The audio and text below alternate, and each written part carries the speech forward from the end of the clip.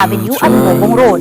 Ilang saglit pa, biglang tumawid ang tricycle at nabundot ng ilong yan sa gilid ng isang kalsada sa Barangay Timur sa Mandaue, Cebu.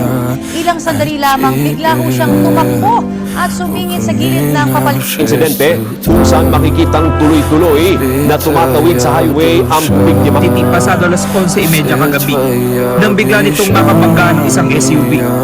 Rider ang daan paakyat sa Mabini Bridge, pero sa isang iglap, gumewang, natumba at tuluyang umilalim ang rider sa bus na nasa inner lane. Huli na nang biglang magpreno ang tulong highway sa Limong Rizal. Nangyari sa ito bago magalas yung umaga. Ay,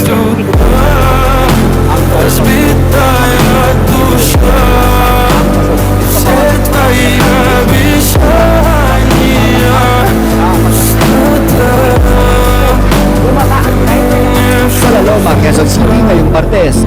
Natagalan Kami sa motorista kita ang pag-iwas ng ilang motorista sa pagbalik ng sa tamang linya na hatid ito ang kanilang bahal ng isang motorsiklo.